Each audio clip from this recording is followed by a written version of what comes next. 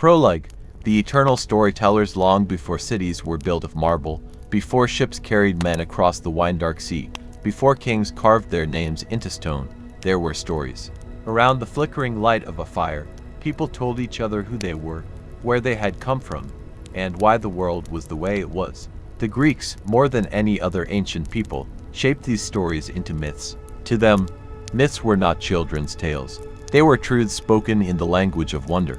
They explained why the earth quakes, why storms rage, why love can heal and destroy, and why even the mightiest must bow to fate. The story of Greek mythology begins not with men, not even with gods, but with chaos, a yawning emptiness, the silence before the first word. Out of this silence came Gaia, the earth, strong and unyielding Nyx, the night, wrapped in shadow Eros, the force of desire that drives creation itself. From these first beings came the Titans, vast and ancient, and from the Titans came the Olympians, bright and fierce, who would rule the world from their shining throne on Mount Olympus. But the gods were never alone. Always, in the background, there were mortals, fragile, short-lived, and yet capable of courage that even the gods marveled at. Heroes rose, fought monsters, defied fate, and sometimes even earned a place among the stars. And as the centuries passed, the myths themselves changed. They were sung by poets, shaped by dramatists, and written down by historians. Eventually, they became part of Rome, then of Europe, then of the whole world. Even now, in every story of a hero's journey, in every struggle between freedom and tyranny, love and betrayal, chaos and order, the echo of Greek mythology can still be heard. This is the story of Greek mythology, not a list of names, but a living saga, a tapestry woven from divine battles, human triumphs, and the eternal search for meaning. It begins with nothing, and from nothing, everything. Part I, the beginning of all things, Chapter 1. Chaos and the primordial beings. In the beginning, there was no earth beneath our feet, no sky above, no sea stretching into the horizon. There was only chaos. Not chaos as mortals imagine it now, a world of noise and disorder, but a vast nothingness, a formless gap, an endless breath between what could be and what was not yet. From chaos, the first powers stirred. They were not gods as we know them, with temples and faces carved in stone. They were forces of existence itself. The first was Gaia, the earth, solid and vast, who would bear mountains, rivers, and every living thing. She rose quietly from the void, her body the foundation upon which all else would stand. Alongside her came Nyx, the night, dark and secret, whose shadows stretched across creation. Her children would be many: sleep, death, dreams, and the fates who spun the threads of life. Then came Erebus, the darkness that dwells in hidden places, and Tartarus, the endless pit that yawned beneath the earth, where the deepest and most terrible would one day be confined. And from chaos also sprang Eros, desire, the spark that compels all things to unite, to create, to change. Without Eros, there would have been no movement, no bond, no birth of gods or men. One by one, the primordial beings unfolded, like the first colors of dawn spilling across the empty sky. Gaia, rich and fertile, stretched herself wide and bore children without a consort: the starry Uranus, the sky that would cover her, and Pontus, the sea that would lap at her edges. With them, the first order of the world began to take shape. Yet creation did not come without conflict. When Gaia and Uranus joined, their union brought forth powerful offspring, the Titans, vast beings who embodied both the beauty and terror of nature. They were 12 in number, each representing a fundamental force of the world: Oceanus, the endless waters, Hyperion, the light of the heavens, Cronus, the devourer of time. But Uranus feared his children. To him they were too strong, too strange, too threatening. He forced them deep into Gaia's body, imprisoning them within her vast womb. Gaia groaned with the weight of her children trapped inside her, and bitterness grew in her heart. Whispering in secret, she forged a plan of rebellion. From her own stone and soil, she shaped a great sickle, sharp and unyielding. And to her children she said, "Who among you will free me from this burden? Who will strike against your father and cast him down?" The Titans trembled, but none dared to rise against Uranus, none, save for Cronus, the youngest, cunning and ambitious. With the sickle in hand, he waited for his father to descend upon Gaia. When Uranus lay across her, Cronus struck. The sickle flashed, and with one terrible stroke, Uranus was cut down. From the blood of the sky god that fell upon the earth, strange beings arose. The giants, fierce and unyielding, the Erinyes, avengers of blood and crime, and the Malaya, nymphs of the ash tree. From the sea, where the remains of Uranus fell, a new power emerged, Aphrodite, goddess of love and beauty, born from foam and desire itself. Thus ended the reign of Uranus, and the Titans came into their own. At their head stood Cronus, who ruled the world in what later men would call the golden age, a time of peace, abundance, and eternal youth. Yet even as he held power, Cronus knew a prophecy had been spoken. One day, he too would be overthrown by his own child, just as he had cast down his father. And so the cycle of destiny began, a story of rise and fall that no god, no mortal, no power in heaven or earth could escape. Chapter 2. The Age of the Titans. With Uranus fallen and the Titans freed, the world entered a new age.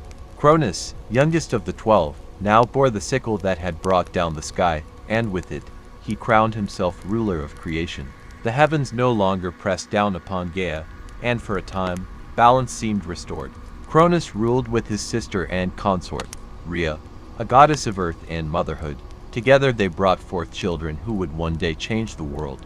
But Cronus was not at peace, for as the sickle had cut down Uranus, so too had the wounded sky god spoken a curse. As I have fallen by the hand of my son, so too shall you fall by the hand of your own child. The words echoed in Cronus' mind like a shadow over every joy.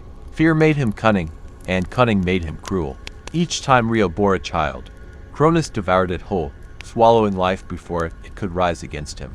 First was Hestia, goddess of the hearth, swallowed. Then Demeter, goddess of the harvest. Then Hera, proud and queenly. Then Hades, dark lord to be of the underworld. Then Poseidon, destined for the sea. One by one, Rhea's children vanished into their father's belly, imprisoned in a living tomb. The world remained in the hands of the Titans, but it grew quieter, emptier. The laughter of children was silenced, and the promise of a new generation was devoured by fear. Rhea, stricken with grief, longed to save her next child. She turned to her parents Gaia, the earth, and Uranus, the wounded sky, for counsel. Gaia, ever protective of her offspring, whispered a plan. When the time came for Rhea to give birth again, she fled in secret to the island of Crete, where in a hidden cave she bore her youngest son, Zeus. To Cronus she gave a stone wrapped in swaddling cloths. Greedy and blind with fear, Cronus swallowed it without question, thinking the prophecy thwarted once more. Meanwhile, in the cave of Crete, the infant Zeus was hidden and raised. Nymphs cared for him, feeding him honey and goat's milk from the divine goat Amalthea. To drown his cries, the Curetes, armed dancers, clashed their spears upon shields, making such a din that no sound of the child could reach Cronus' ears. Zeus grew swiftly, for he was not meant to remain a child. Strength and cunning filled him, and when he reached manhood, Gaia came again with guidance. She taught him how to confront his father, and how to fulfill the prophecy spoken at Uranus' fall. Disguised, Zeus entered the service of Cronus, bearing no mark of kinship. With craft and patience, he gained his father's trust. Then, with the help of Metis, the goddess of wisdom, he prepared a potion, a draught of bitter power. One day, Zeus offered it to Cronus, who drank without suspicion. Soon Cronus groaned and convulsed, and from his mouth came forth the children he had swallowed. First Hestia, then Demeter, then Hera, Hades, and Poseidon. Each of them reborn, unweakened by their years within their father's prison. United at last, the siblings turned to Zeus as leader, and together they rose in defiance against the Titans. The world trembled as the balance of power shifted. The Titans, once supreme, now faced their own children in battle. The war that would decide the fate of gods and the order of the cosmos had begun. And so ended the age of the Titans, and the first shadows of the Titanomachi stretched across heaven and earth. Chapter 3.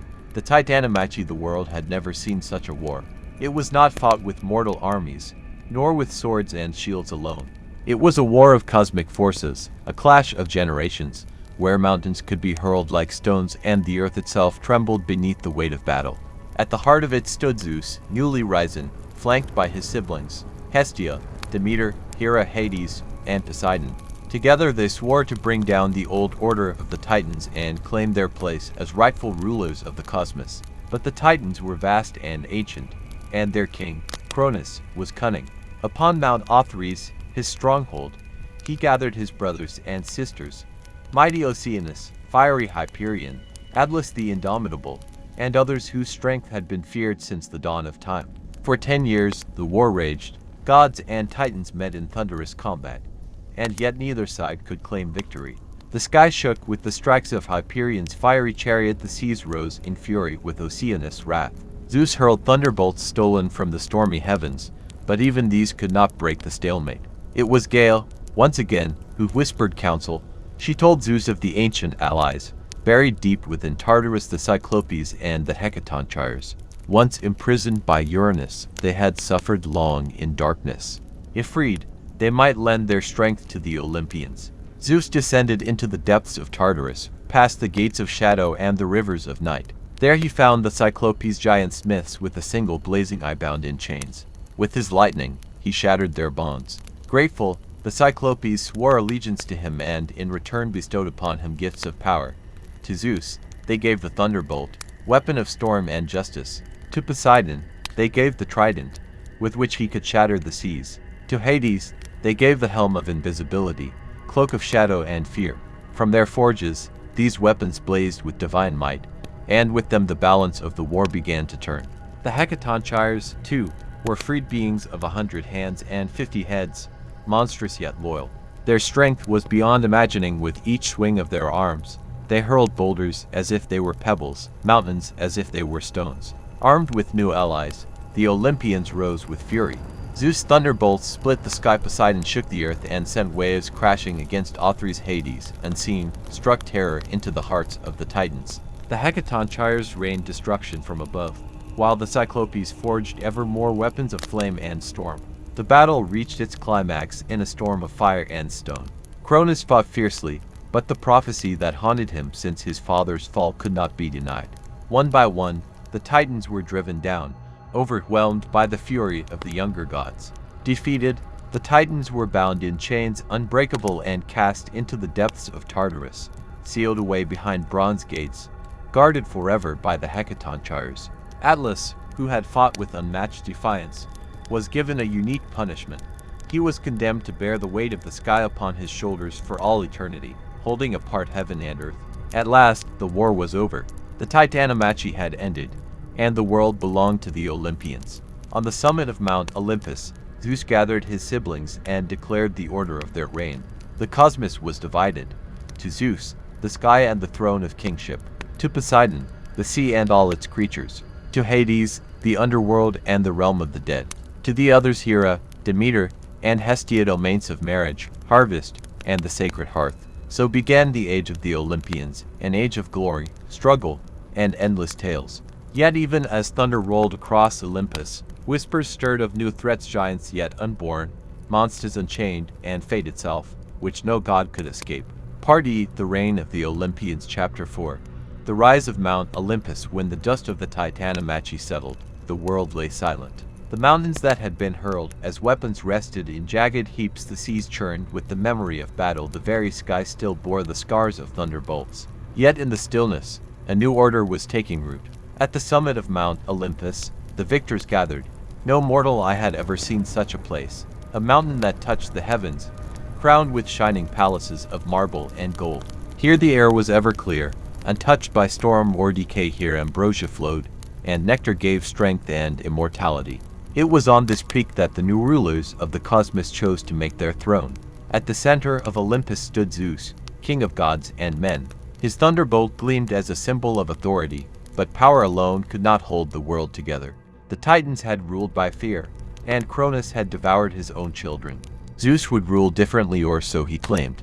He promised justice, balance, and a council where each god would hold a place. Thus was formed the assembly of the 12 Olympians: Zeus, Lord of the sky and king of gods; Hera, goddess of marriage and queen of Olympus; Poseidon, ruler of the seas; Demeter, goddess of the harvest; Hestia, guardian of the hearth; Hades, though king of the underworld, remained apart, rarely leaving his shadowed realm, and in time, others would join them: Athena, Apollo, Artemis, Ares, Aphrodite, Hephaestus, and Hermes. The world itself was divided. Zeus claimed the heavens, Poseidon the oceans, and Hades the realm of the dead. The earth and all upon it, fertile and fragile, was left for all to share. Yet peace is never lasting, even among gods. The first disputes rose quickly, for the gods were not beyond pride, jealousy, and ambition. Hera, sister and consort of Zeus, was proud and unyielding. She accepted her crown as queen of Olympus, yet she never forgot Zeus' many betrayals and wanderings. Their marriage became the storm beneath the calm sky, thunder above, but lightning always near. Poseidon, restless as the sea, bristled at his brother's authority. Though he ruled the waters, he often sought dominion over the earth itself, raising cities and seeking worshippers. He challenged Zeus more than once, and the mountains shook when their quarrels rose. Hades, though silent, bore a bitterness of his own. His realm was vast and unavoidable, yet mortals feared his name and offered him little honor. His throne was heavy with shadows, and he seldom joined the feasts of Olympus. Among mortals, however, this new divine order was felt immediately. The skies now brought both blessing and terror, for Zeus could send rain to nourish or bolts to destroy. The seas could yield bounty or swallow ships whole at Poseidon's whim. The earth bore crops under Demeter's care, and homes glowed with Hestia's sacred fire. Life became a dialogue between men and gods, each sacrifice and prayer a thread in the fabric of survival. It was during this age that Zeus took his first great steps to strengthen Olympus. From Metis, the goddess of wisdom, he received counsel, yet fearing a prophecy that her child might surpass him, Zeus swallowed her whole. From his very head, in a flash of pain and light, sprang Athena, fully armed, goddess of wisdom and war. Soon after, the gods claimed their places in stories that mortals would remember forever. Apollo, radiant with music and prophecy, brought harmony and plague alike. Artemis, his twin, wandered the forests as huntress and protector of maidens. Ares strode into battle with a fury no mortal could withstand. Aphrodite, born of foam and desire, stirred love and strife in equal measure. And so Olympus was alive, not merely a throne of rulers, but a family, vast and flawed.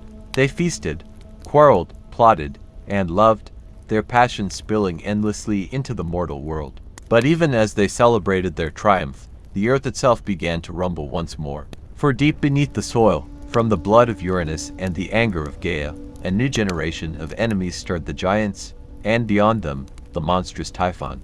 The reign of Olympus had begun, but its throne would not remain unchallenged for long. Chapter 5. The threats to Olympus. The Olympians had claimed the heavens, and for a moment it seemed their reign might endure unchallenged. Yet the world was never still.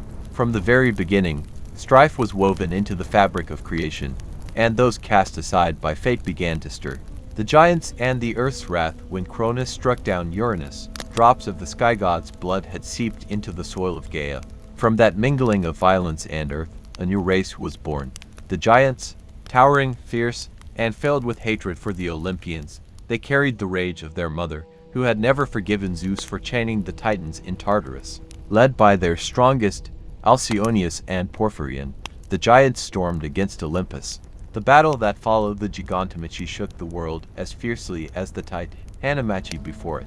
Zeus hurled his thunderbolts, shattering mountains. Poseidon split islands apart with his trident, and Athena, with cunning and strength, struck down Enceladus, burying him beneath the soil of Sicily, where his rage still rumbles as earthquakes. Yet the giants could not be slain by gods alone. A prophecy had declared that only with the help of a mortal alike could the Olympians triumph.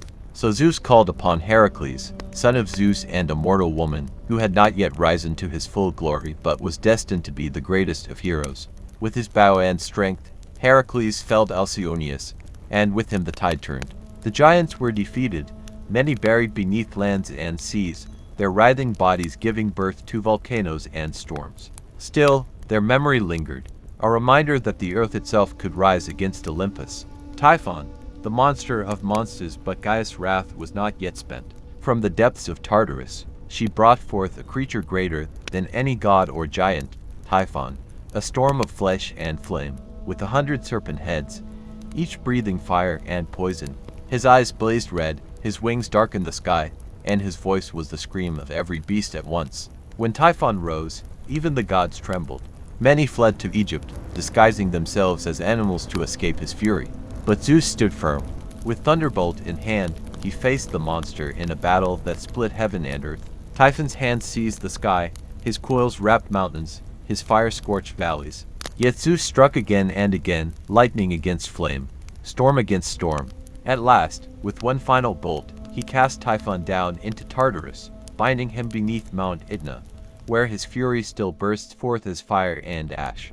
Prometheus and the gift of fire. Though Zeus had conquered his enemies, he faced another threat, not of strength, but of defiance. Among the Titans spared from Tartarus was Prometheus, the forethinker who pitied humankind. For mortals lived cold and weak, shivering in darkness, while the gods feasted in Olympus. Prometheus stole fire from the heavens, hiding its flame in a hollow reed, and gave it to men. With fire, mortals forged tools, cooked food, built homes, and dared to challenge the beasts of the earth. When Zeus saw the flame flicker in human hands, his fury was great. He feared that mankind, armed with fire, might one day grow too bold. As punishment, he ordered Prometheus chained to a lonely rock in the Caucasus. Each day, an eagle came to tear at his liver, and each night it grew back, so that his torment never ceased. Yet even in chains, Prometheus defied Zeus, for he alone knew a secret of prophecy that one day, a son of Zeus would rise who could overthrow him. This knowledge kept Prometheus valuable, and his defiance eternal. Pandora and the first woman Zeus' anger did not fall only upon Prometheus. To punish mankind for daring to wield divine fire, he conceived another plan. From clay, the gods shaped a woman of surpassing beauty. Each god granted her a gift. Aphrodite gave desire, Hermes gave cunning words, Athena clothed her in wisdom's veil. Her name was Pandora, all-gifted. Zeus sent her to Epimetheus, brother of Prometheus, who despite his siblings' warnings accepted her. With her came a jar, later men called it a box, which she was forbidden to open. But curiosity, sown by the gods, gnawed at her. At last, she lifted the lid. From the jar poured forth every sorrow, disease, toil, hunger, betrayal, death itself. They spread across the world, and mankind, who had lived once in innocence, now suffered as mortals must. Pandora tried to close the jar, but only one thing remained inside: hope. Whether hope was a blessing or a cruel trick, men have never agreed. Thus, even in their triumph, the Olympians faced endless trials. Giants, monsters, rebels, and the very weakness of mortals rose against them. Their reign was glorious, but it was also fragile. Always one prophecy, one betrayal, one act of defiance away from ruin. And so the throne of Olympus stood firm, but never without shadow. Chapter 6. The creation of mankind and the ages of man. The gods had claimed their thrones, the monsters had been cast down, and the order of Olympus stood strong. Yet there remained another story, one that would shape the fate of the world more than any battle of gods: the story of mankind. The shaping of mortals. There are many tellings of how humans first came into being. Some say that Prometheus and his brother Epimetheus were given the task of crafting living creatures. To the beasts, Epimetheus gave claws, fur, wings, and strength. When he came at last to man, nothing was left. So Prometheus shaped men from clay, molding them in the image of the gods themselves.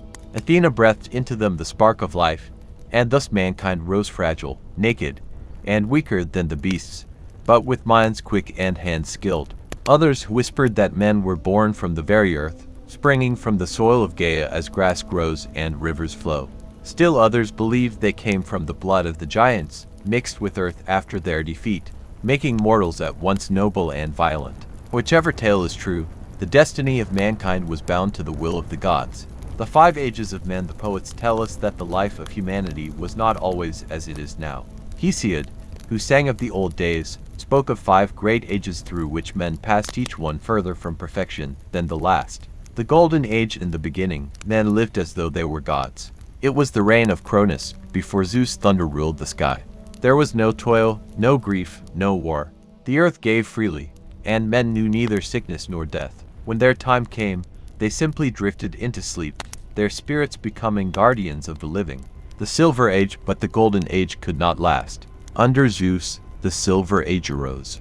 Men in this time were foolish, proud, and slow to honor the gods. They lived long childhoods, but when grown, they turned to arrogance. Zeus, angered by their impiety, struck them down, and they passed into the underworld, forgotten. The Bronze Age. From the ash trees sprang the men of bronze. Strong and violent, they lived only for war.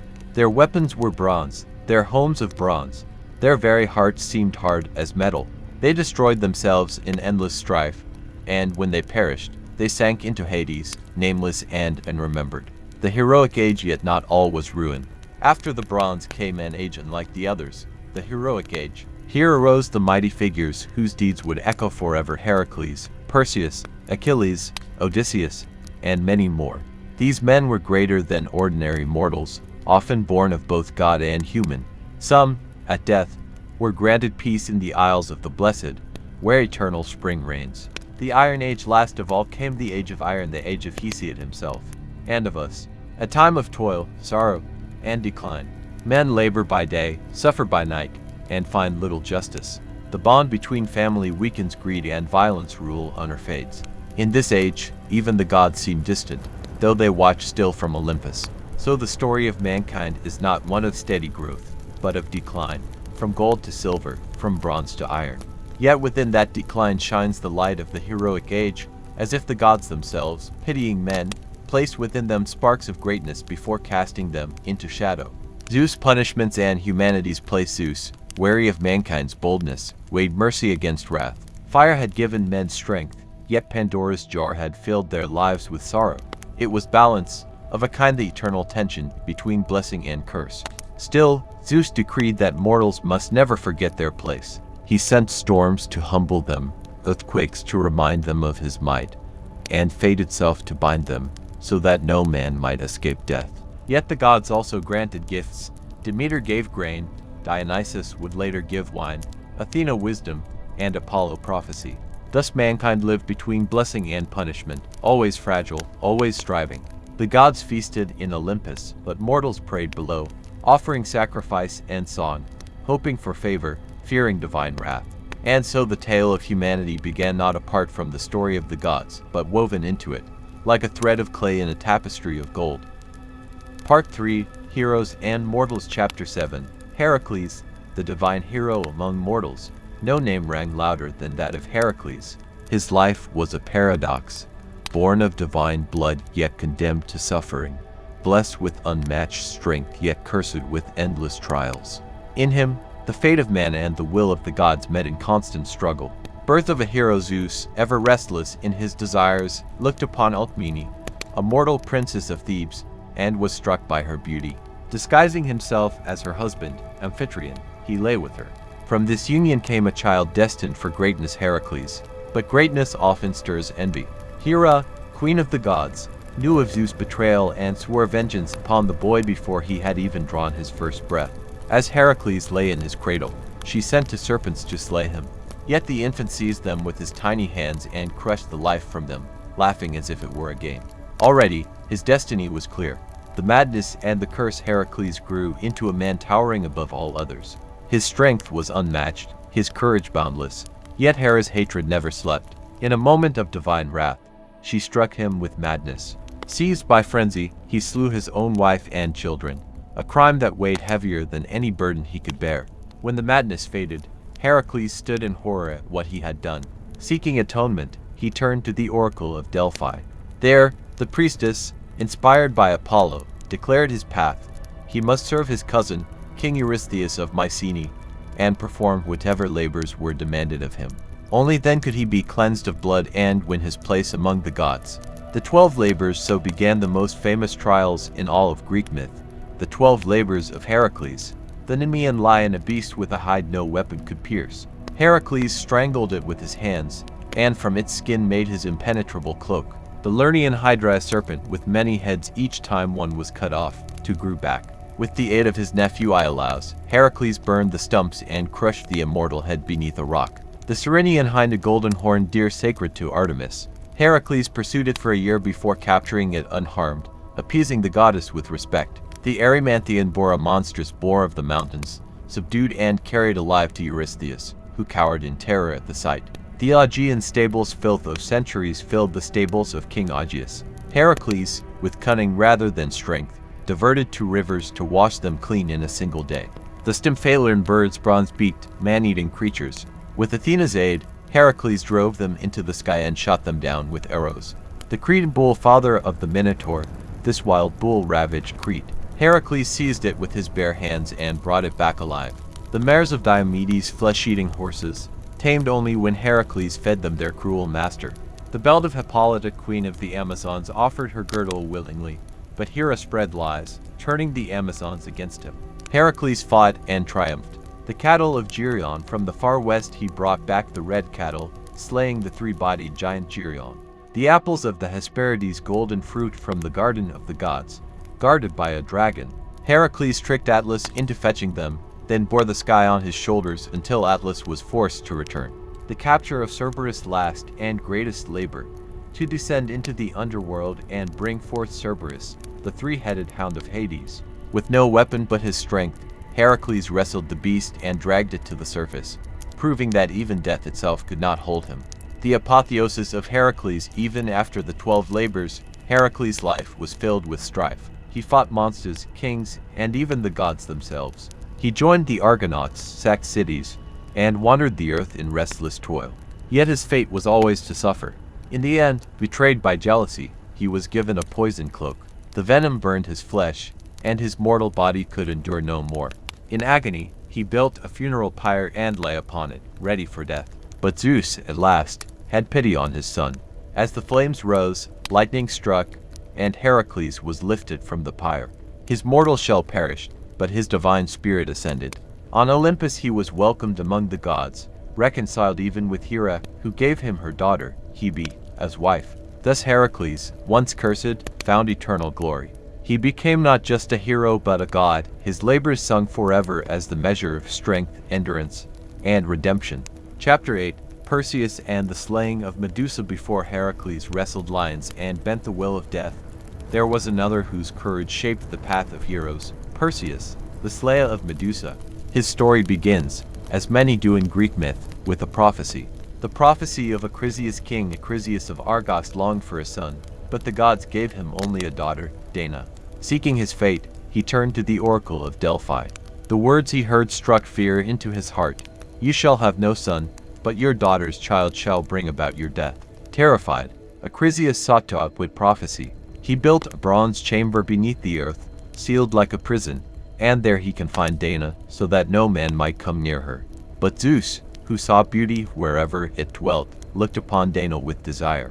Taking the form of golden rain, he descended through the roof of her chamber, and from this union a child was conceived, Perseus. When Acrisius discovered the infant, he dared not kill him outright, fearing divine wrath, but he cast Dana and her son into the sea, sealed within a wooden chest. The island of Seriphos. Waves carried the chest across the sea until it washed ashore on the island of Seriphos. There, a kindly fisherman named Dictys found them and raised the boy as his own.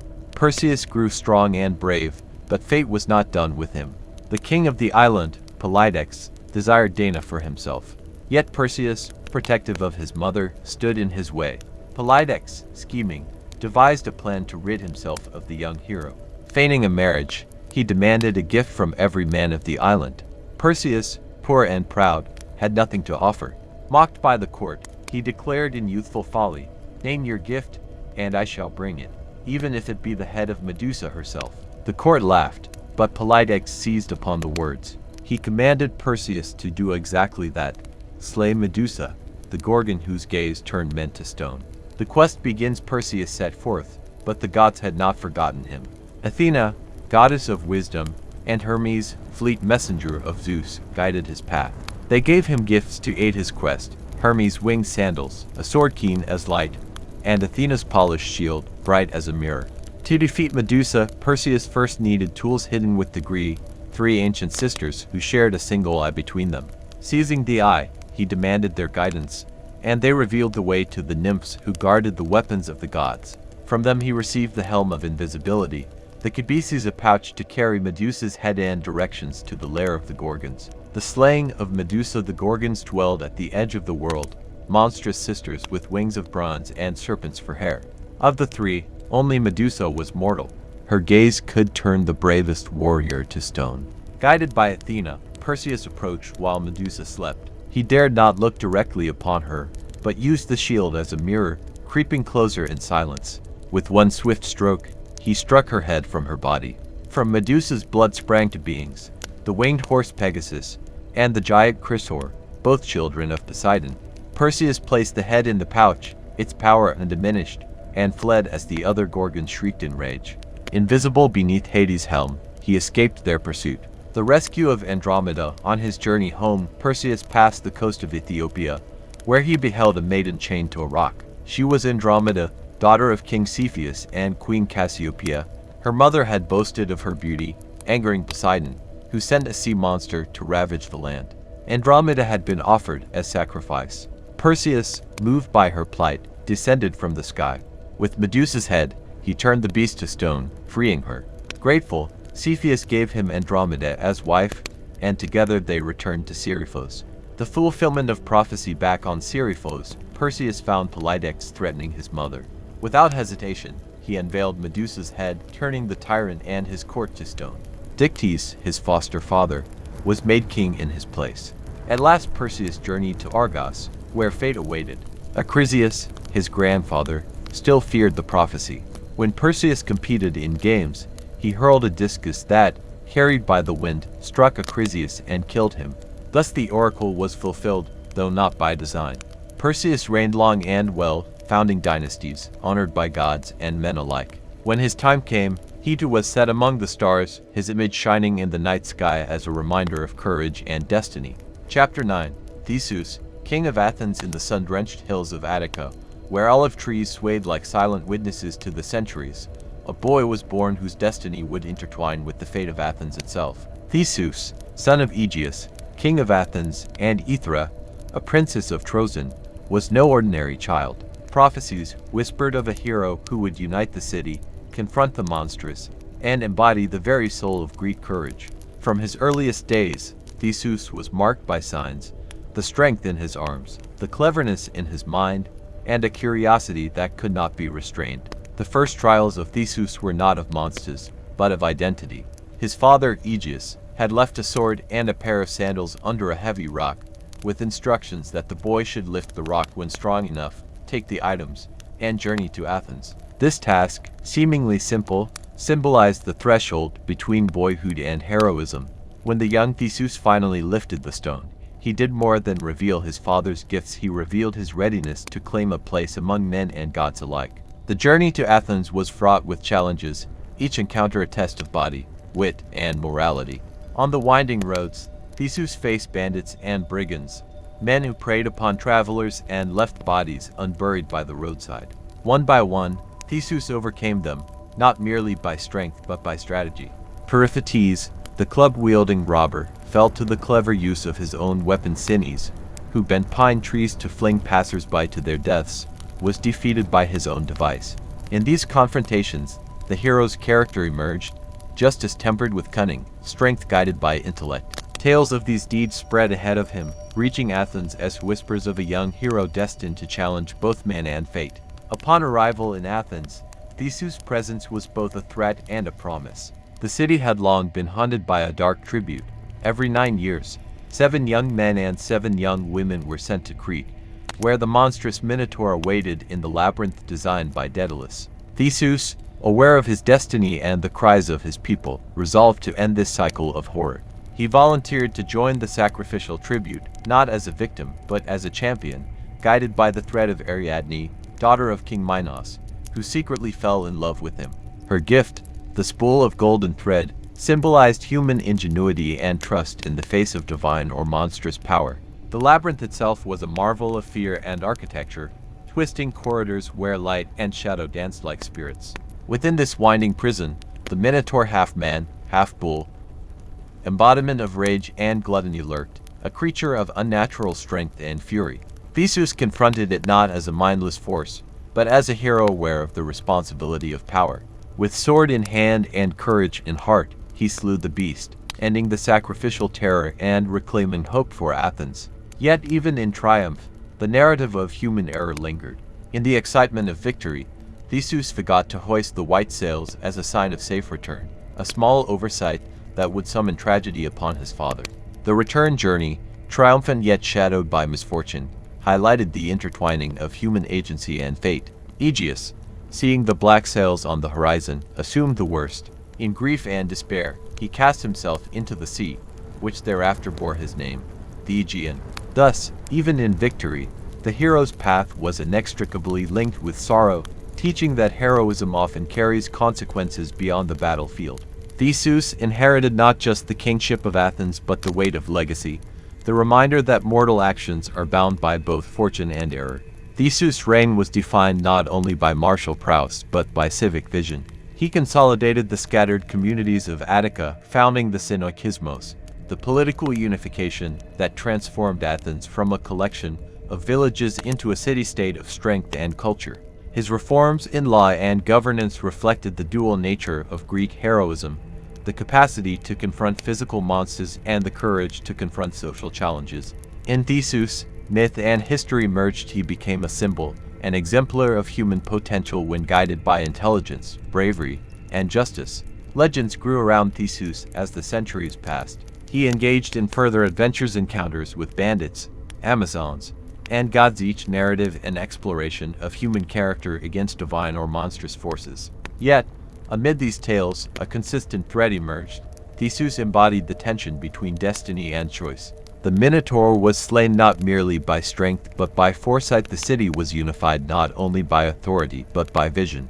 In these acts, Theseus demonstrated the essence of Greek myth, that heroes are defined not by immortality, but by their capacity to shape the mortal world while acknowledging its inherent uncertainties. And so, the story of Theseus, king of Athens, endures. It is a tale of courage and cunning, triumph and tragedy, human endeavor and the inexorable hand of fate. Through him, the myths of Greece reveal their enduring power, to instruct, to inspire, and to remind each generation that heroism is not the absence of fear, but the mastery of it, not the avoidance of tragedy, but the courage to act despite it.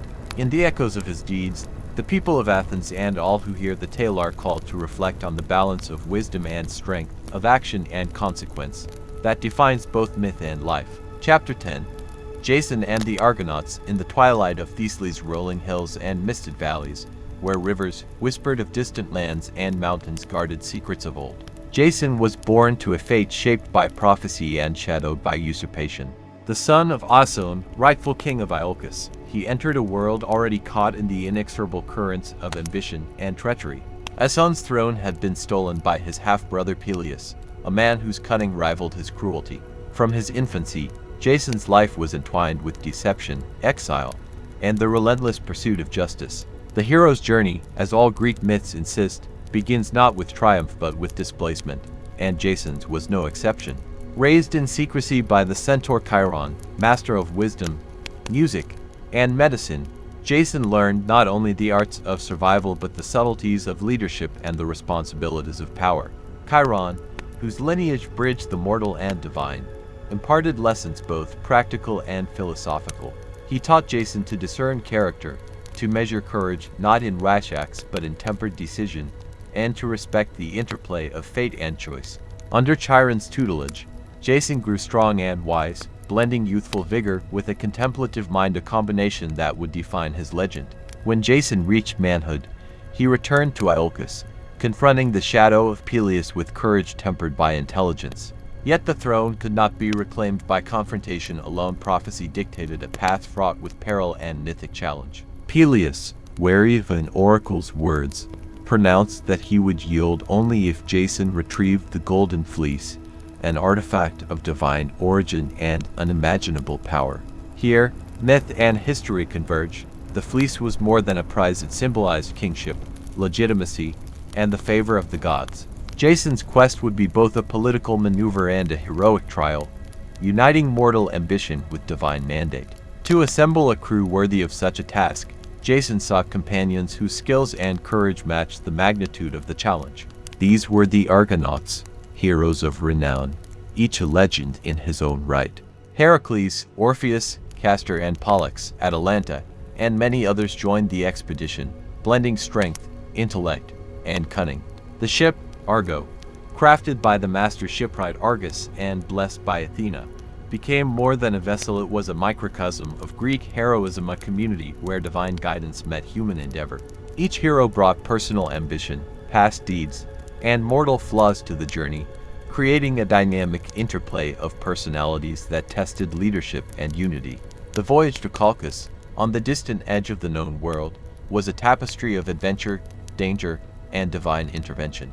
Storms rose as if Poseidon himself sought to challenge them. Monsters lurked in the waves and forests, testing both courage and wisdom. At every turn, the boundaries between human and divine blurred. The Argonauts faced the Harpies, who tormented the blind prophet Phineas, and Phineas, in gratitude, provided guidance against the perils ahead. They navigated the Symplegades, the clashing rocks, by strategy and trust, embodying the Greek ideal that intellect and courage are inseparable in the making of a hero. Yet the greatest challenge awaited in Colchis, where King Ates ruled with both wealth and suspicion. The golden fleece, hung in a sacred grove and guarded by a dragon whose eyes glowed with a flame that mirrored divine wrath, represented the ultimate test. Here, Jason's character was measured not only by strength but by moral and emotional complexity. Medea, daughter of Ates and a sorceress of formidable power, became his ally, seduced not merely by passion but by insight into the hero's heart and the human cost of destiny. Her magic, her cunning, and her unwavering support enabled Jason to confront impossible odds, blending human skill with supernatural aid. Through this partnership, myth explored the tension between personal desire and heroic duty, love and loyalty, cunning and honor. The retrieval of the fleece was a triumph of strategy and trust. Jason harnessed Medea's sorcery to subdue the dragon, navigating the labyrinthine gardens and sacred rites that protected the artifact. Yet, even in victory, the narrative of Greek tragedy lingered. Flight from Colchis demanded courage, loyalty, and difficult choices. Medea's betrayal of her father, her fraternal treachery, and the necessity of deception highlighted the moral ambiguity inherent in heroic quests. Heroes, the myths insist, are neither wholly virtuous nor entirely corrupt. They navigate a world where choice is constrained by circumstance and consequence. The return to Iolcus, victorious yet burdened by moral compromise, revealed the dual nature of heroism. Peleus, confronted by Jason and Medea, met a demise engineered by cunning rather than force. Medea persuaded his daughters to unwittingly slay him, a stark reminder that heroism can wield power as a weapon and that justice, when administered by mortals, is often entangled with tragedy. Jason reclaimed his rightful throne, yet the victory was hollow in its shadow of blood and betrayal. Greek myth, in these moments, teaches that triumph is inseparable from consequence. The hero's path is never purely bright, never free from the stain of the human condition. The legend of Jason and the Argonauts, preserved in song and story, reverberates through the ages because it embodies the essential tension between ambition and morality, courage and wisdom, human agency and divine influence. The journey to Colchis is both literal and metaphorical. It is a voyage into the unknown, a confrontation with fear and desire, a test of leadership, and an exploration of love's power to guide and corrupt. Each Argonaut, each trial, each decision, illuminates the enduring question of Greek mythology: what does it mean to act heroically in a world governed by both gods and chance? In reflection, Jason's quest is emblematic of the transition from mortal limitation to heroic potential. The Golden Fleece is more than a prize. It is a symbol of human aspiration, divine favor, and the intricate web of consequences that defines action. Through the Argonauts, the myths depict a society negotiating values, challenges, and aspirations, a civilization striving for greatness while acknowledging the inevitability of error, betrayal, and loss. Jason's tale is, therefore, both personal and universal, a narrative that explores the intersection of fate, choice, and consequence, illustrating why these myths continue to resonate across centuries. And so, Jason's legacy endures not only in the triumphs and treasures of his voyage, but in the moral and psychological complexities that define Greek heroism. He is remembered as a leader who faced monstrous trials, navigated divine politics, and embraced the ambiguities of human morality. In the stories of the Argonauts, we see the reflection of our own struggles, ambitions, and the ever-present tension between desire and duty, love and loyalty, courage and wisdom. Through him, myth reveals its enduring truth, that heroism is not merely the conquest of beasts or the acquisition of treasure, but the capacity to act with intellect, courage, and conscience in a world where the divine and the human are forever entwined. Chapter 11. The Trojan War cycle in the fertile plains and windswept coasts of ancient Greece. The stories of love, ambition, and vengeance converged into a saga that would shape the imagination of civilizations for millennia. The Trojan War was not merely a conflict between men, it was a clash of divine wills, mortal pride, and inexorable fate.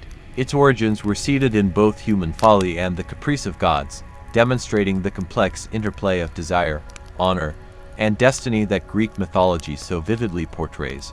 The seeds of war were sown long before the first arrow was loosed. At the wedding of Peleus and Thetis, all gods were invited except Eris, the goddess of discord, whose absence was noticed only too late. In her wrath, she cast the golden apple inscribed to the fairest, igniting a chain of judgment and rivalry among Hera, Athena, and Aphrodite.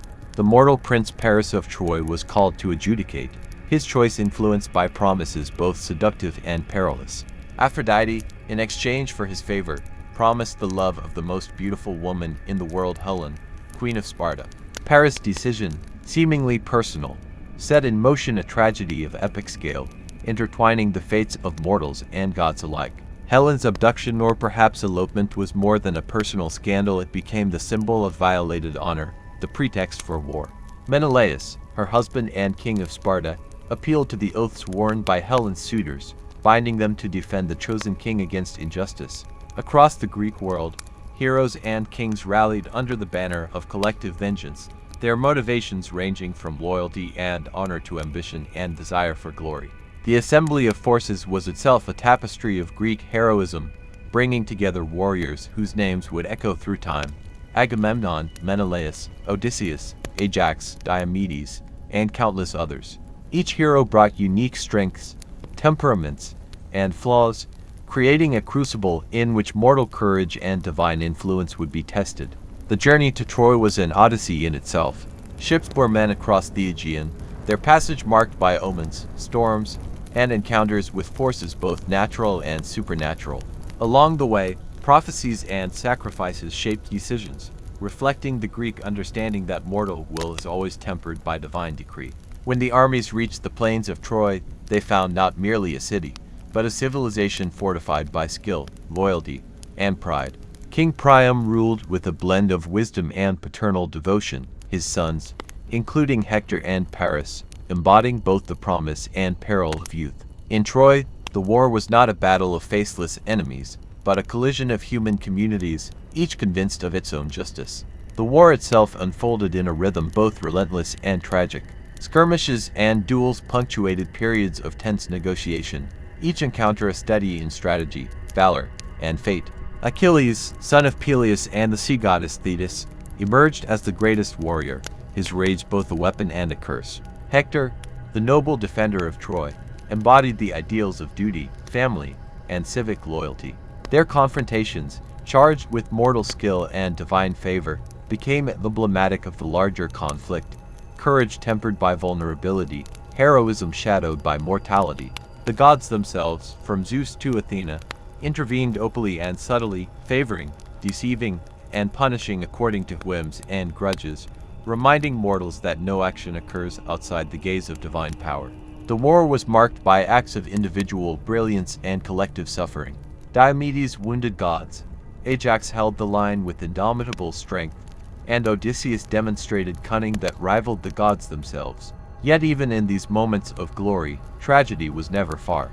The deaths of Patroclus and Hector revealed the human cost of war, the sorrow that accompanies heroism, and the inexorable consequences of pride and wrath. Achilles' grief for Patroclus transformed into fury, leading to Hector's demise outside the walls of Troy, a scene charged with dramatic intensity and moral complexity.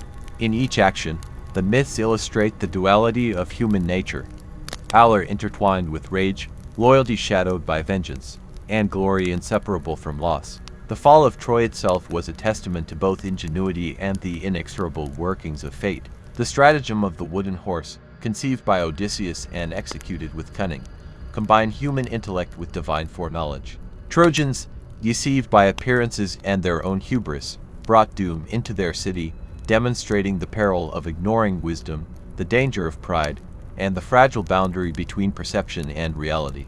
The city fell not solely through force of arms but through the interplay of strategy, deception, and destiny, a vivid reminder that in Greek myth, victory is rarely simple, and defeat often carries moral and psychological dimensions. In the aftermath, the epics of the Trojan War reflected both human triumph and catastrophe. Survivors faced uncertain fates, the consequences of heroism and folly manifesting in exile, suffering, and wandering. Odysseus' long journey home, Aeneas' founding of a new lineage, and the scattering of Greek heroes underscored the persistent theme that actions ripple across generations. The war, while monumental in scale, is ultimately a narrative of human experience, ambition, love, loyalty, loss, and the inexorable hand of fate. Through it, myth teaches that even the greatest of men are subject to forces beyond their control, and that the legacy of action is measured not only in victory, but in the moral and human consequences that endure. The Trojan War cycle remains enduring because it intertwines personal drama with cosmic significance. It examines the intersections of choice and fate, courage and hubris, divine caprice and mortal responsibility.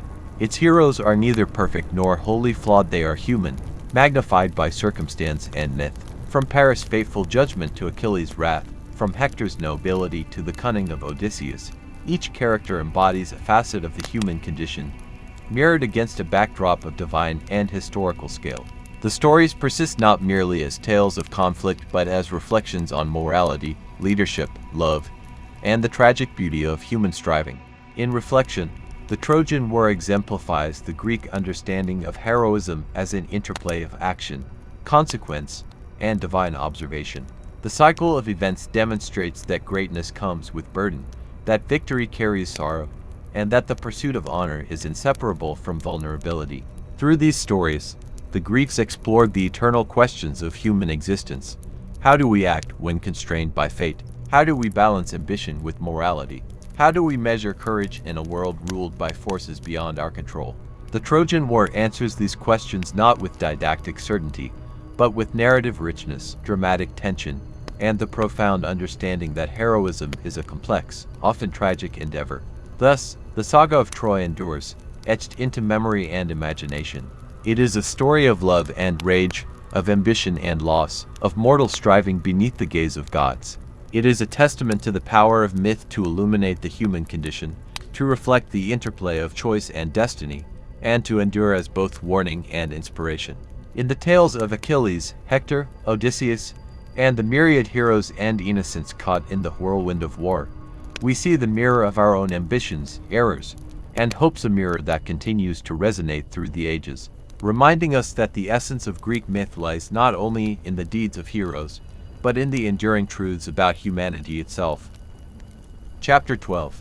The Odyssey of Odysseus. After the smoke of Troy had cleared and the echoes of battle faded across the Aegean, the Greeks, triumphant yet weary, faced a new journey, one that would test endurance, intellect, and the resilience of the human spirit. Among them, Odysseus, king of Ithaca, stood apart, not the mightiest in strength, like Achilles, nor the purest in nobility, like Hector. He was defined by a different kind of heroism, cunning, adaptability, and a mind that navigated both the mortal and divine worlds. His Odyssey would become the quintessential exploration of human ingenuity, suffering, and the inexorable pull of fate. The voyage began as a return to Ithaca, yet from the outset, the path was fraught with obstacles, both natural and supernatural. The gods, in their capriciousness, set trials that mirrored the inner landscape of human struggle. Poseidon, angered by the blinding of his son, the Cyclops Polyphemus, cursed Odysseus' return, ensuring that each mile of sea would be met with peril. Here, Greek myth demonstrates a crucial lesson. Mortal action is inseparable from divine oversight. Cleverness may overcome many challenges, but even the wisest hero cannot escape the consequences of his deeds, nor the temperament of the gods. The first great trial came in the land of the Lotus Eaters, where men were seduced into forgetfulness, abandoning duty for ephemeral pleasure. Odysseus, understanding the fragility of human resolve, forced his companions back to the ship, teaching a vital lesson about leadership, vigilance, and the necessity of resisting seductive distractions. This episode foreshadowed the recurring theme of the Odyssey, that heroism is as much the mastery of self and companions as it is the conquest of external dangers. Next, the adventurers encountered the Cyclops Polyphemus, whose singular eye and brutal strength represented the untempered forces of nature and barbarism. Trapped in the monstrous cave, Odysseus' ingenuity became the instrument of survival. By offering wine to dull the Cyclops' senses and crafting a blinding stake, he turned a peril into an opportunity for escape. Yet, in triumph, pride intervened. Odysseus revealed his identity, invoking the wrath of Poseidon and demonstrating the duality of human excellence and hubris. In Greek myth, even cleverness carries moral weight. The hero must temper intellect with humility, or divine retribution ensures balance. The journey continued with encounters that tested courage, morality, and compassion. The Laestrygonians, cannibalistic giants, threatened to annihilate the fleet, emphasizing the randomness of fate and the vulnerability of even the cleverest navigator. Circe, the sorceress, transformed men into animals, presenting the challenge of restraint and the necessity of negotiation between mortal desire and ethical action. Through her counsel, Odysseus learned the importance of discernment, for wisdom often requires patience and the courage to resist immediate gratification in favor of long-term survival. Perhaps the most profound trials lay in the realms of the supernatural and the dead. Odysseus' descent into the underworld brought him face to face with the spirits of the past, including Tiresias, the blind prophet, and fallen companions. Here, the narrative reflects on mortality, loss, and the enduring consequences of human choices. Through dialogue with shades and spirits, Odysseus confronts the limits of his knowledge and the inevitability of death, gaining insight into the ethical and psychological dimensions of leadership. Greek myth, in these passages, fuses the heroic with the reflective. True courage requires understanding, empathy, and foresight. The hero's voyage was further complicated by the sirens, whose song promised knowledge and pleasure at the cost of destruction. Odysseus, ever aware of the peril, took measures to protect his crew, binding himself to the mast while plugging their ears with beeswax. The encounter illustrates a recurring motif in Greek storytelling: the tension between curiosity and survival, intellect and impulse, desire and discipline. The hero must navigate not only monsters but the temptations and weaknesses of both self and companions, demonstrating that the greatest threats are often internal as well as external. The narrow straits of Scylla and Charybdis posed yet another moral and strategic dilemma. Odysseus had to choose between two evils, sacrificing some men to preserve the greater number, revealing the tragic calculus inherent in leadership. Greek myth often situates heroes in such moral crucibles, emphasizing that courage is inseparable from ethical judgment and that decisions, even when necessary, carry permanent consequences. In Odysseus' navigation of these hazards, the Odyssey presents a nuanced view of heroism. Victory is not always absolute, and triumph is measured as much by wisdom and restraint as by action. Perhaps the most poignant trials occurred in the episodes on Thrinacia and with Calypso. Odysseus' men, despite repeated warnings, slaughter the sacred cattle of Helios, invoking divine punishment. All perish except Odysseus, who endures years of isolation and temptation on Calypso's island. Here, Greek myth explores the tension between desire and duty, pleasure and responsibility, mortal weakness and perseverance. Odysseus' longing for home, for Penelope, and for the restoration of order becomes both the emotional and narrative core of the Odyssey.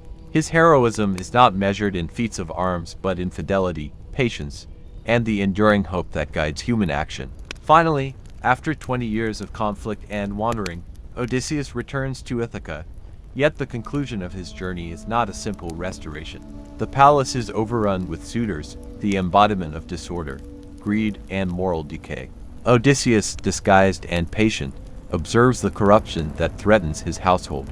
His return, while triumphant, requires strategic judgment and moral discernment. The slaughter of the suitors, executed with careful planning, reflects the dual imperatives of justice and survival, blending heroism with ethical consideration. Greek myth often emphasizes that the homecoming of a hero is both personal and communal, restoring balance while exacting a cost.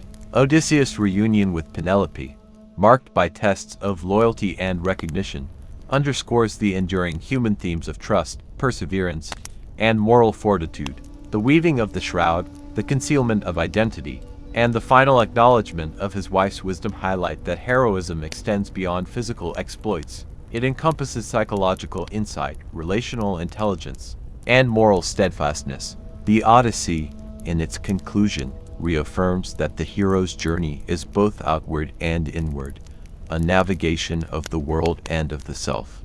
The legacy of Odysseus endures because it captures the full spectrum of human experience, adventure, intellect, suffering, moral ambiguity, and triumph. His Odyssey reflects the interplay of fate and choice, divine influence and human agency, action and consequence. The narrative presents a comprehensive vision of heroism that is as instructive as it is inspiring. The ability to endure, to adapt, to lead with wisdom, and to act ethically amid uncertainty. Through Odysseus, Greek mythology explores the psychological, moral, and existential dimensions of human life, revealing the timeless relevance of these tales. In reflection, the Odyssey demonstrates that heroism is not a static quality but a dynamic interplay of strength, intellect, and character. Odysseus' journey is emblematic of the human condition, the need to navigate obstacles both external and internal, to balance desire with duty, and to act with courage, insight, and moral discernment. Through the trials of monsters, temptations, and divine interventions, the epic illustrates that the path of the hero is inseparable from the ethical and psychological dimensions of existence, offering lessons that remain profoundly relevant to all generations. Thus, the Odyssey stands as a testament to the enduring power of Greek myth. It illuminates the human struggle for survival, identity, and meaning in a world shaped by forces beyond individual control. It celebrates the virtues of cunning, patience, courage, and fidelity, while acknowledging the inevitability of suffering, loss, and moral complexity. In the story of Odysseus, we see the reflection of our own journeys, the challenges we face, the decisions we must make, and the resilience required to navigate the unpredictable currents of life. The Odyssey endures because it is not only a tale of adventure but a mirror of the human spirit, a timeless exploration of heroism, humanity, and the intricate dance between fate and free will. Chapter 13. The fate of the Olympians. The age of heroes had passed, and the echoes of their deeds reverberated across the Mediterranean. Yet the gods who had watched, guided, and sometimes thwarted human endeavor were no longer omnipotent in the same sense. Olympus, once the seat of unquestioned authority, began to feel the subtle erosion of its influence. Zeus still reigned as king of gods, but the certainties of his power, the unquestioned obedience of mortals, the unchallenged moral order were increasingly complicated by human understanding, rational inquiry, and the persistent question of autonomy. The twilight of the Olympians was not marked by conquest but by gradual irrelevance, the slow diminishing of awe in the face of intellect and reflection. Philosophers arose among men, questioning the nature of gods, fate, and morality. Figures such as Thales, Anaximander, and Heraclitus began to explore the cosmos not as a place dominated by divine caprice but as a realm governed by principles, observable laws, and reason. The myths, once accepted as literal truths, were reconsidered as allegories or symbolic narratives, offering insight into human behavior, ethics, and the order of the world. This intellectual awakening did not annihilate the gods, rather, it transformed the relationship between mortals and immortals. Humanity's gaze shifted from worship and fear toward understanding and interpretation. The decline of divine authority was mirrored in the evolving portrayal of the gods themselves. Once omnipotent and omniscient, they became fallible, capricious, and sometimes even pitiable in literature and reflection. Zeus' interventions, once absolute, were now subject to scrutiny and moral critique. Athena, Apollo, and Dionysus, while still venerated, were increasingly seen as representations of human qualities, wisdom, creativity, ecstasy rather than literal overseers of fate. The human imagination, enriched by tragedy, philosophy, and history, reframed the Olympians as archetypes, symbolic mirrors of the complexities of life. Their stories persisted, but their literal dominion diminished. Euhemerism, the interpretation of gods as deified humans, emerged as a philosophical lens. According to Euhemerus and his followers, the myths were exaggerations of historical figures whose deeds, remembered and celebrated over generations, were gradually ascribed divine qualities. In this framework, the fallibility, passions, and conflicts of the gods reflected the human origins of these narratives. Myths were no longer merely the inheritance of belief, they were historical commentary, moral exploration, and a testament to human creativity. This transition illustrates a profound cultural shift. The divine became metaphorical, a mirror of human aspiration, folly, and morality. The changing role of myth in society also coincided with the rise of civic and ethical thought. Philosophers and historians, such as Herodotus, Xenophon, and Plato, preserved stories of gods and heroes not solely to entertain but to educate, to explore ethical dilemmas, political order, and the consequences of human action. In these retellings, the gods were guides, adversaries, and cautionary figures, yet their ultimate authority was questioned. Mortals became actors with agency. Heroism was not only divine favor but moral courage, wisdom, and strategic intelligence. The twilight of the gods was thus inseparable from the dawn of human autonomy. Yet this decline was not devoid of poignancy.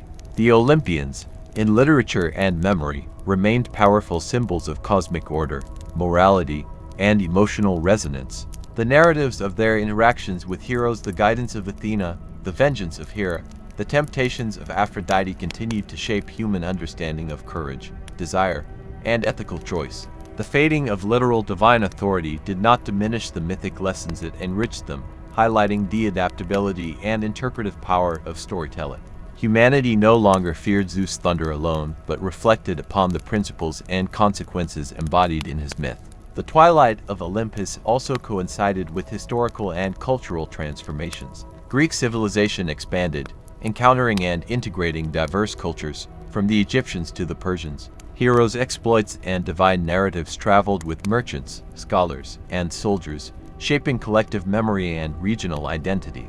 The gods' relevance became localized, moralized, and intellectualized. Temples and rituals persisted, but they were supplemented and sometimes replaced by philosophical inquiry, civic discourse, and literary preservation.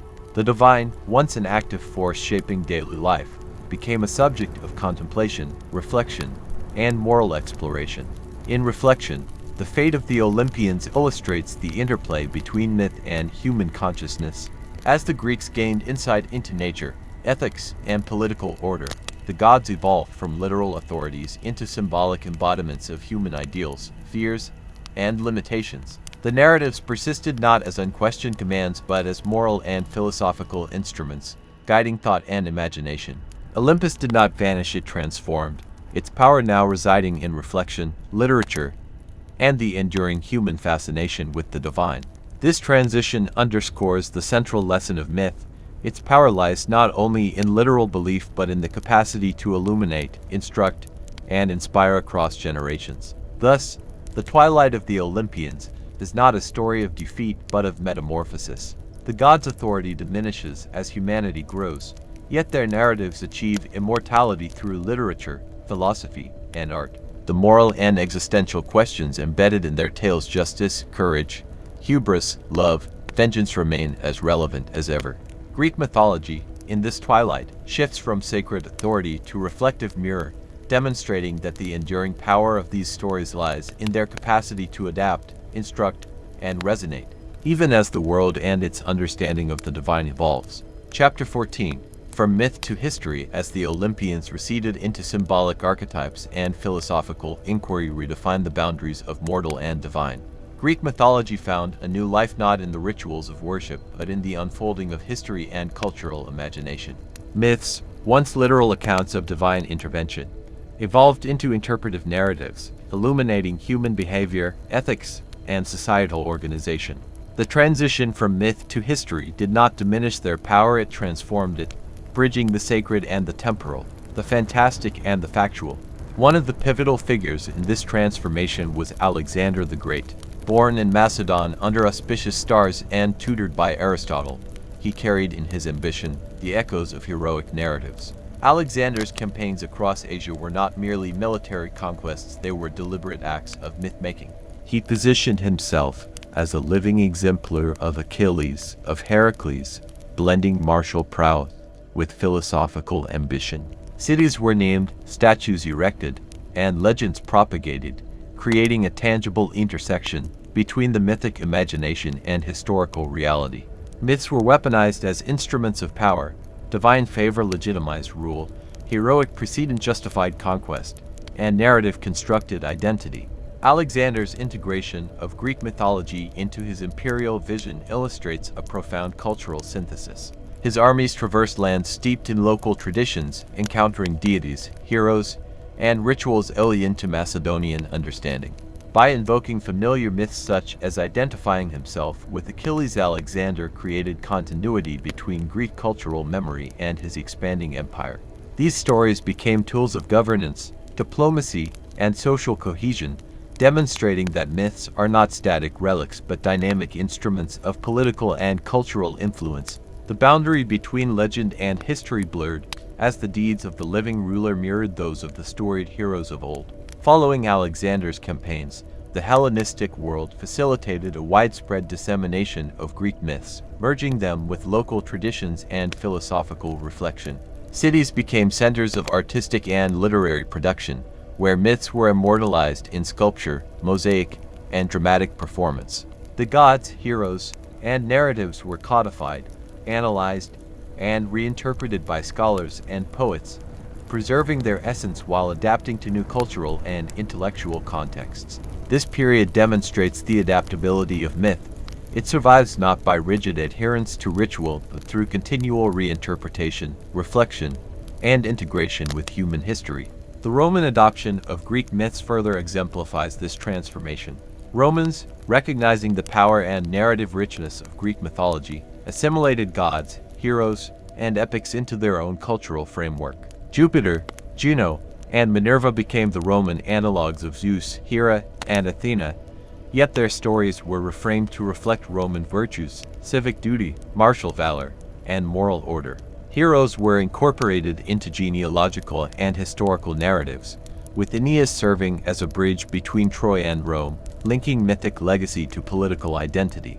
Through this process, mythology became historicalized, serving as both cultural memory and ideological instrument. The fluidity of myth ensured that while the literal divine authority waned, its symbolic and instructive power endured. Literature emerged as the primary medium preserving and transforming these myths. Poets, playwrights, and historians Homer, Hesiod, Sophocles, Euripides, and later Virgil and Ovid crafted narratives that blended narrative artistry with moral and philosophical reflection. Tragedy and epic served as laboratories for exploring human emotion, ethical dilemmas, and societal values. In these works, myth and history coexisted. Heroes were both exemplary and fallible. Gods were both powerful and reflective of human traits and events. Though set in a mythic past, illuminated timeless questions about virtue, ambition, and mortality. The retelling of myths became a dialogue between past and present, imagination and reality, reflecting the evolving consciousness of civilization. The philosophical reinterpretation of myths was equally significant. Plato and Aristotle, among others, sought to extract moral, psychological, and cosmological insights from these narratives. Plato's dialogues often reference myths to explore justice, virtue, and the soul, transforming fantastical stories into instruments of ethical and intellectual inquiry. Similarly, Stoic and Epicurean thinkers examined the behavior of gods and heroes as reflections of human nature, exploring the tensions between fate, choice, and reason. In this context, myths were no longer merely entertainment, they became frameworks for understanding reality, ethics, and human psychology. The divine became allegorical, the heroic became instructive, and narrative became reflective. This transition also reshaped the role of myth in civic life. Festivals, theater, and public storytelling preserved the cultural memory of heroes and gods while embedding moral and social instruction. The Dionysia, for example, celebrated drama derived from mythic narratives, fostering communal reflection on ethics, justice, and civic responsibility. Myths were thus intertwined with civic identity, historical consciousness, and education, ensuring their continued relevance even as literal belief in divine power diminished. Through performance, poetry, and ritualized reflection, Greek mythology maintained its potency as a living cultural force. In the arts, visual representation of myths achieved remarkable sophistication. Sculpture, pottery, fresco, and architecture depicted the exploits of heroes and gods, providing a visual counterpart to literary narrative. The Parthenon friezes, for instance, narrate both mythic and civic stories, blending divine and human perspectives into cohesive artistic expression. Artists interpreted myth to explore aesthetic, moral, and social themes, creating works that communicated cultural memory across generations. These artifacts demonstrate that myth's endurance is rooted not only in narrative but in sensory and symbolic experience, reinforcing cultural cohesion and moral imagination. The intellectual and artistic transformation of myth extended into historical record-keeping. Historians like Herodotus and later Plutarch incorporated mythic narratives into accounts of political, military, and cultural events, recognizing that myth provides insight into values, identity, and societal norms. Myth and history intertwined. The deeds of heroes illuminated contemporary concerns, ethical dilemmas, and the mechanisms of power. Historical writing, thus, became an extension of mythic reflection, preserving the resonance of stories while situating them within temporal and civic frameworks. By the Roman period, Greek mythology had become a transnational and transgenerational medium. It informed literature, philosophy, civic identity, and art across the Mediterranean. Myths were codified, interpreted, and adapted, bridging cultural divides and providing continuity between generations. Heroes of the past became models of virtue or cautionary exemplars. Gods served as symbolic guides and mirrors of human emotion. Narratives functioned as ethical and philosophical frameworks. The transition from myth to history was thus neither abrupt nor reductive. It was a complex process of preservation, reinterpretation, and integration into human consciousness. Ultimately, the transformation of Greek myths into historical consciousness demonstrates the adaptability and enduring power of storytelling. What begins as the literal actions of divine and heroic figures becomes reflective narrative, moral exploration, and cultural memory. The narratives endure because they address universal questions. How do humans confront fate and mortality? How do they balance ambition with morality? How do they navigate the tensions between desire, duty, and wisdom?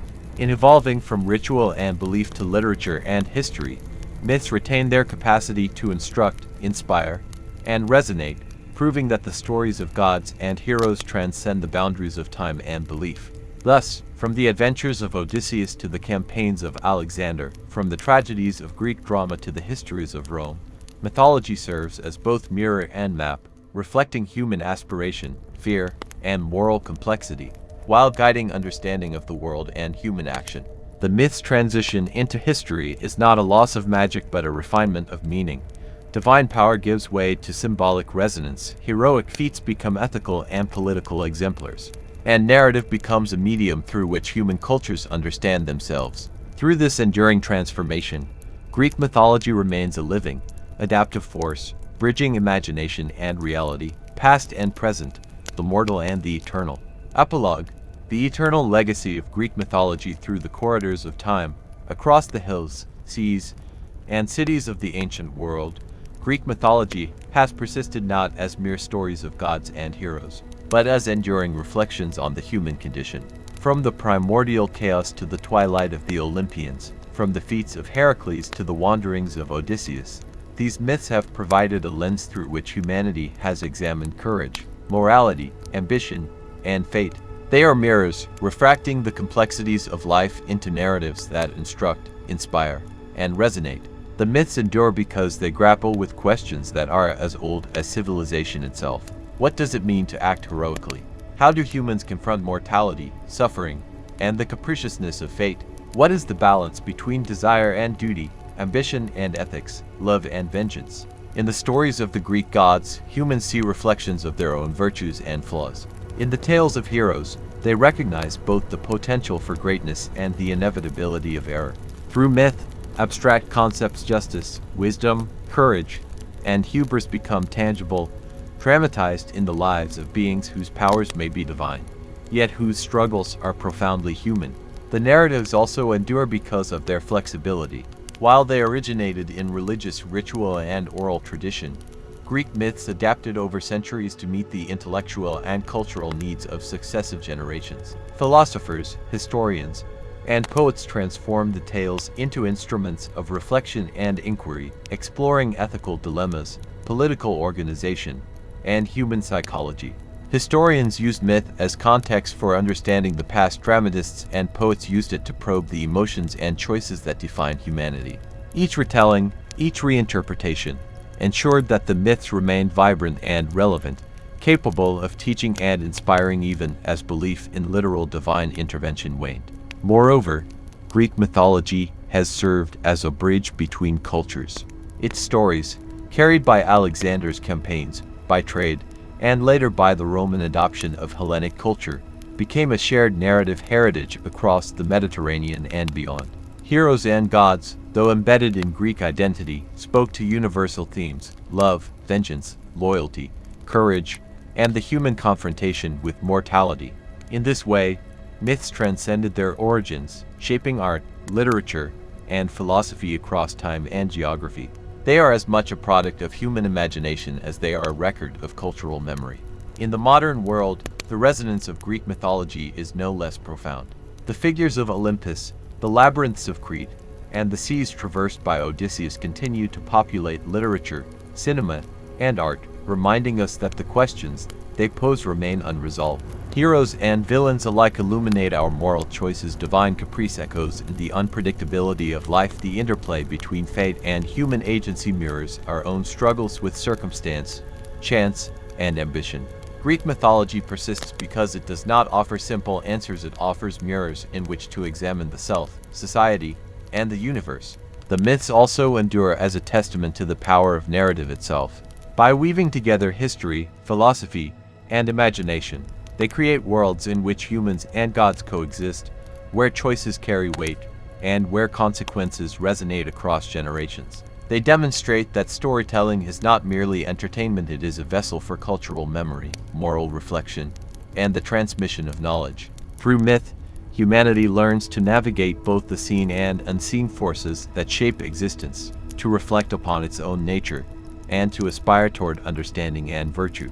In the end, Greek mythology offers more than stories of divine beings or heroic exploits. It offers insight into the timeless tensions of human life: courage and fear, love and jealousy, ambition and humility, wisdom and folly. It invites contemplation of the unknown, reflection on morality, and appreciation for the intricate tapestry of history, culture, and imagination. Its enduring legacy lies not only in the tales themselves, but in the human capacity to interpret, adapt, and find meaning within them. As the ages advance, the Olympians may no longer reign, and the heroes may exist primarily in narrative rather than reality. Yet their lessons, their conflicts, and their triumphs endure in the human consciousness. In studying them, we confront our own potential for greatness and folly. In retelling their stories, we participate in the same creative and reflective acts that shaped ancient civilization. Greek mythology, in its eternal resonance, bridges past and present, myth and history, imagination and reality. It reminds us that while gods may fade and heroes may pass, the truths embedded in their stories remain immortal. The eternal legacy of Greek mythology is, therefore, not merely in the past, but in the ongoing conversation between humanity and its own stories. It challenges, instructs, and inspires, offering wisdom through narrative and reflection. It endures because it speaks to the essence of human existence: the quest for understanding, the struggle for virtue, the confrontation with fate, and the inexhaustible capacity of imagination. In its myths, we find both the shadow and the light of humanity, eternal in their relevance, profound in their insight, and everlasting in their capacity to illuminate the human soul. In this sense, the story comes full circle. From chaos through the birth of titans, the rise and fall of Olympians, the deeds of heroes, and the transformation into history, Greek mythology has provided a lens to understand the world and ourselves.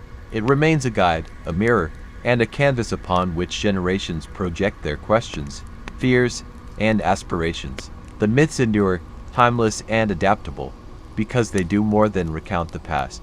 They engage with the eternal human journey, reflecting both who we are and who we aspire to be.